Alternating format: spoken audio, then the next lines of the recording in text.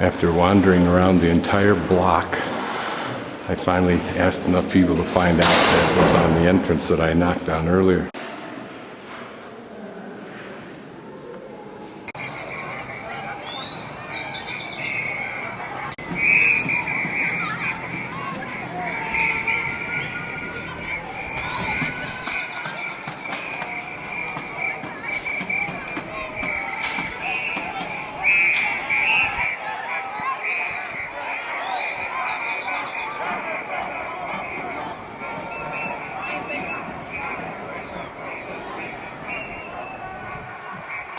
What's interesting here is that in this little walkway, as it goes down to the next level, are various stones that have been worked in various ways that you didn't see at the site yesterday.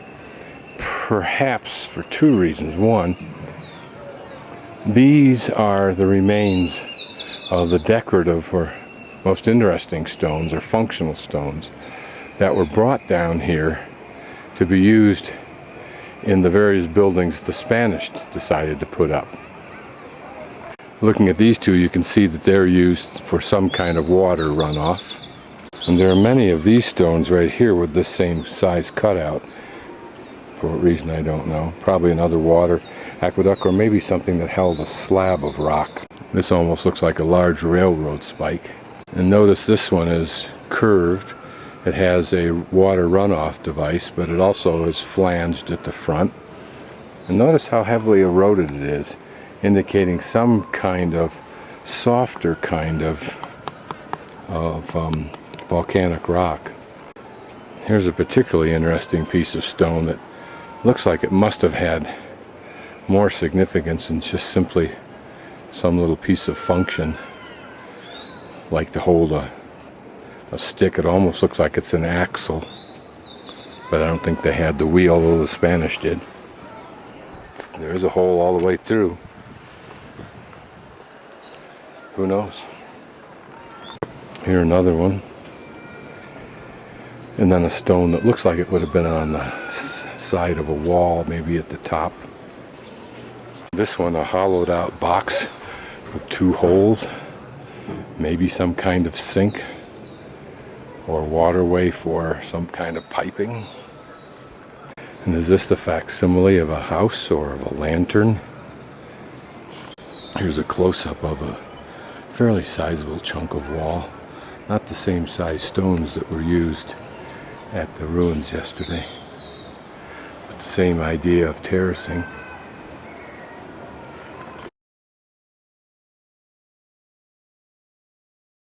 These are reproductions of a manuscript prepared by a Peruvian writer and artist back in the 16th and 17th century. The original manuscript is now in the library at Copenhagen. If we look closely at some of the panels, and I'll do that in a moment, you can see that, like Diego Rivera in the 19th century for Mexico, recorded the various lifestyle elements like work and so forth.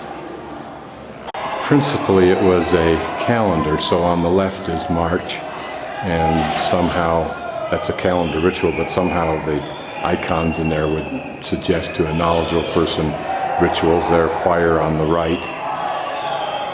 Up there for January or Narrow, you can see some kind of hand plow for turning up the soil and planting seed.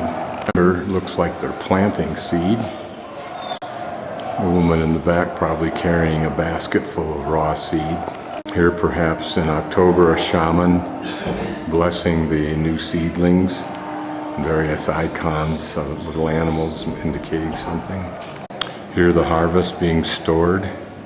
This shows water being taken from some kind of rock cistern and spread along an irrigation system for the plants. Again, this for December seems to suggest a plant punch or seed punch being used. Maybe a different plant than we saw earlier. And here's several seed plant punches at once. Here in April, the picking of the corn or maíz. In the first calendar set, A man in February praying to his God. In August, a group of plant punches. These panels that we're looking at on the left that are the dark brown seem to deal with rituals for the time, whereas the panels we look at in yellow type seem to deal with the actual functions at that time of year.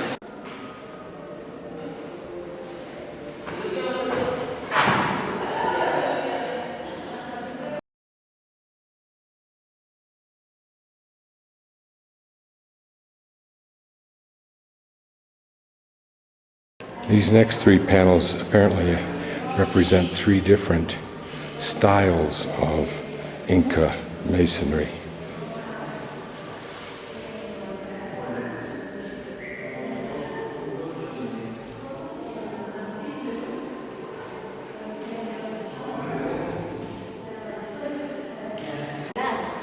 El patio donde están los diferentes templos donde vamos a ingresar.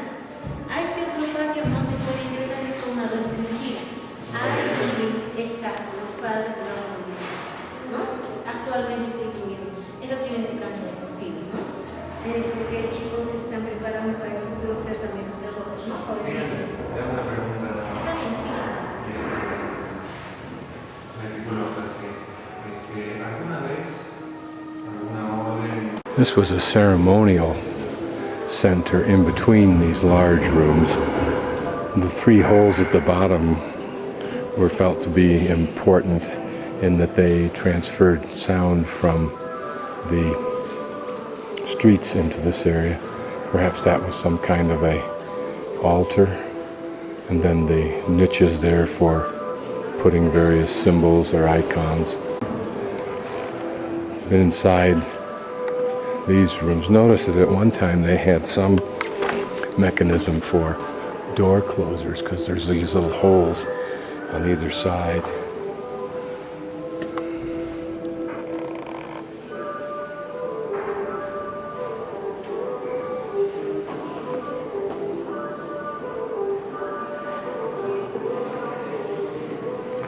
And notice how the walls have been carved so that there's an incline. Although the intent of this wall, an outside wall, I think it's outside, seems to be straight. Again, just notice the complexity of the stone workings that were done here. It's not known why they were doing, they were just architectural features.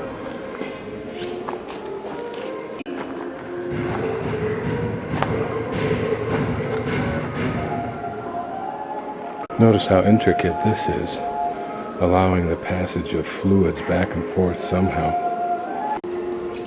Sad to think that this is composed of the very rocks that composed what would have been a phenomenal resource if we had it.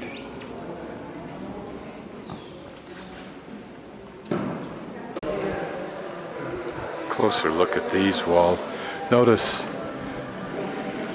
none of the extravagant different connections. They're all right angle blocks. The same curious appendages allowed to stay for some reason. Notice here the straightness of this wall, even though it's at an angle.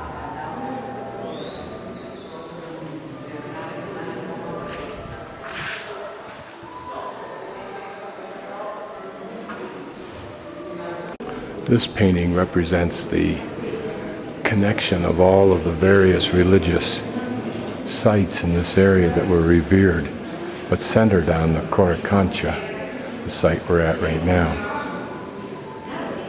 By way of note, in 1970, an archaeologist hypothesized that each of these historical religious sites that were connected to Qorikancha, that were called wakas, W-A-K-A-S, were of religious significance and related to the calendar, so that when that particular date came along, there were ceremonies, sacrifices, and so forth to it. Don't know about sacrifices. He also thought that each one was critical for a specific astrological observation, astronomical observation.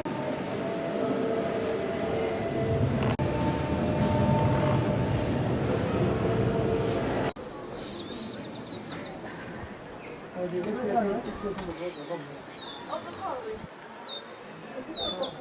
ice creams, please.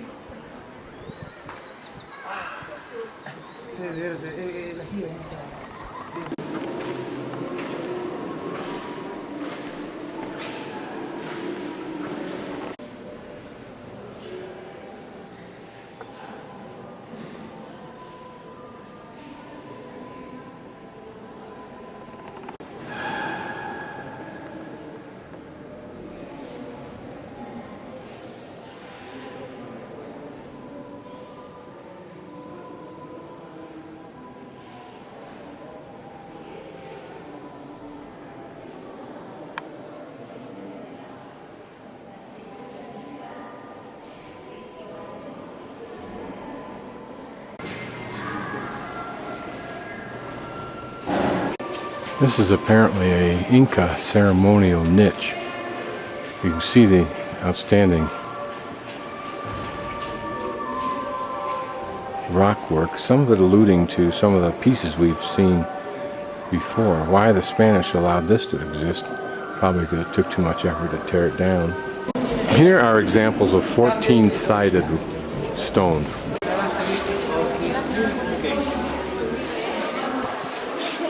Every single stone. Why? I show you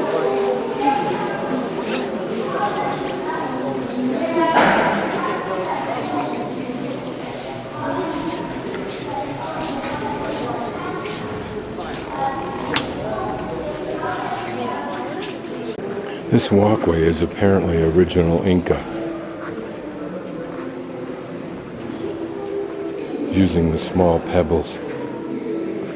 One thing that's unique about this particular wall is you'll notice that the outside of the wall is dressed. And by that I mean you can see a whole bunch of pecked out holes as forming that decorative surface. Same thing that the Anasazis did in one of their 3 or 4 methods. Now these stones, which are in the church portion, may or may not be original surface of the Inca, but may have been worked by the Spanish. And it may also be true, since I don't know, that these stones, which are of the Inca wall, might also have been worked by the Spanish, because I haven't seen this in any of the other sites. What's also interesting is while this church, the Spanish built, was apparently terribly wrecked during an earthquake, which I hope to be able to show a picture of in a moment, this wall seems to be completely intact, with almost zero separation between the stones still in place.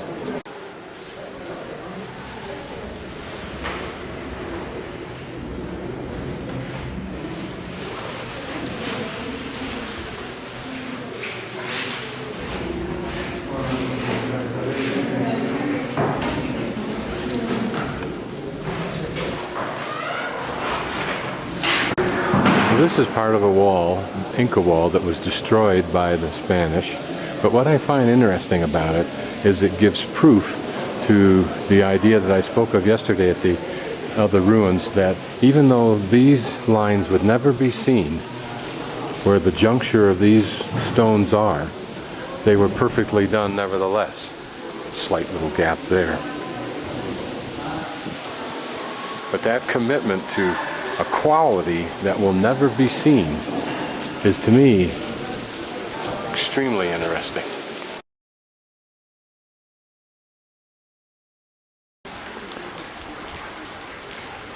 When someone gives the authority and provides the money, Latin Americans can do a splendid job of creating a very pretty environment.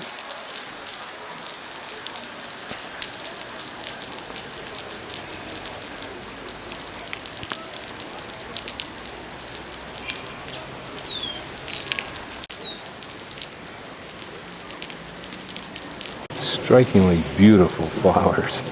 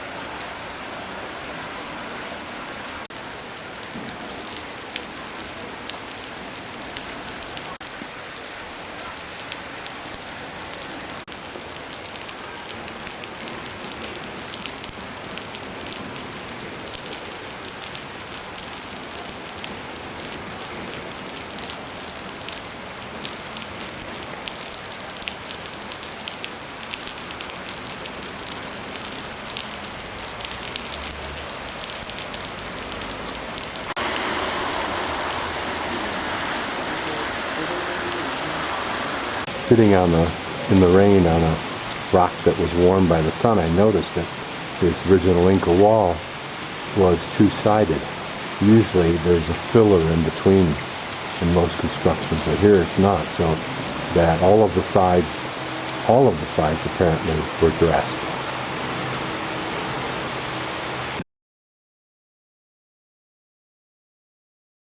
Weather eroded. So now we're in the Temple of the Sun, which my friends have just showed to me because I was going to miss it. And here is a large niche that's thought perhaps to have held a large gold icon of the sun. But what's most interesting to me is these little knobs. Now you notice these are perfectly carved, well, relatively perfectly carved, like that one's perfectly carved. But you'll notice that there are several. They go in a line. They're successively different sizes, different positions. But notice down at the bottom, the ones down there look a lot like the ones I saw at the Sexy Woman ruins. And I thought that they were just curiosities. But in fact, they may be the same as the ones that are in perfect shape. They were just more eroded. But the more important point is that all of these things are thought to have been points at which the astronomers of this society were able to define certain dates, and therefore certain times for planting, for ceremonies.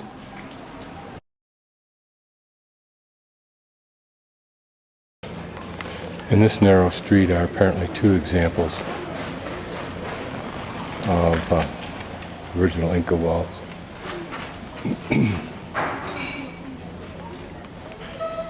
I think this is the third style that I had videoed in the museum. And this wall to my right behind it is a very large set of ruins, although I don't find any information on it.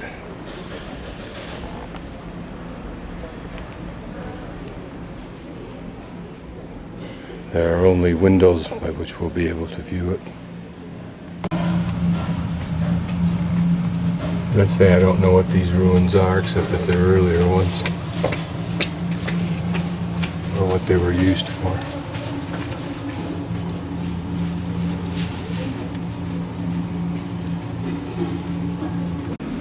In some areas, apparently important enough archaeologically to protect, but don't know how we get in to see them.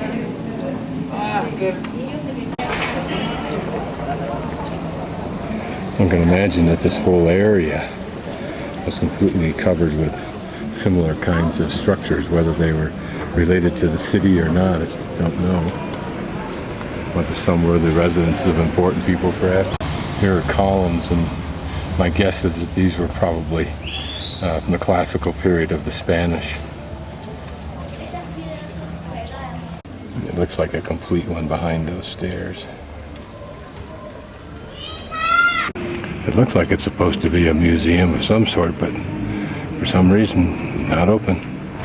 These are the Andean condor, and I believe are the symbol of Peru, perhaps even the ancient Peru.